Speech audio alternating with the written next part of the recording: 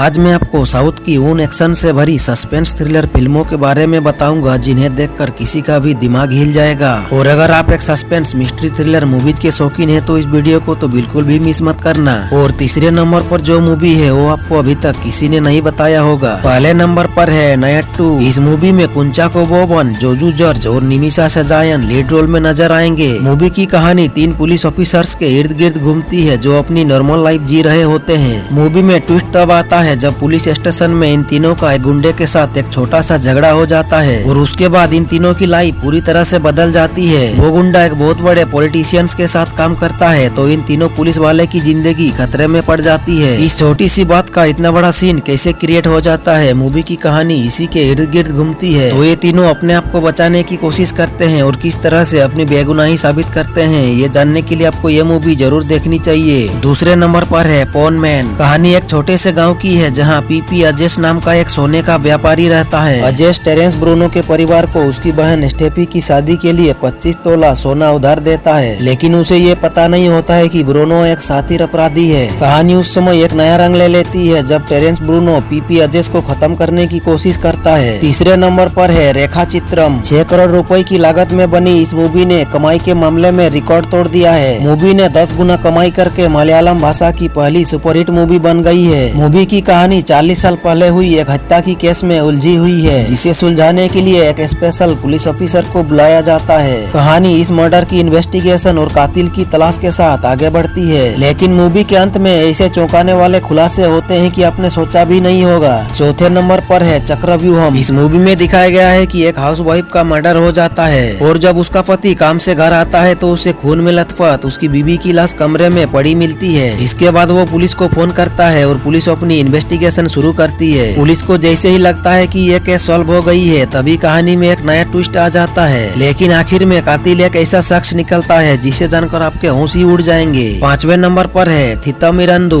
इस मूवी की कहानी एक पुलिस ऑफिसर अथिरा के अराउंड घूमती है जो अपने बचपन की दोस्त सूर्या की गुमशुदगी की जांच कर रही होती है, लेकिन जब उसे पता चलता है कि सूर्या की हत्या हो गई है तो वो अपनी टीम के साथ इस मामले की जांच शुरू करती है। लेकिन जैसे जैसे वो इस केस की गहराई में जाती है उसे ऐसी सच्चाइयों के बारे में पता चलता है जिसे देख आपके होश उड़ जाएंगे। ये एक मस्ट वॉच मूवी है, इसे तो आपको जरूर देखनी चाहिए।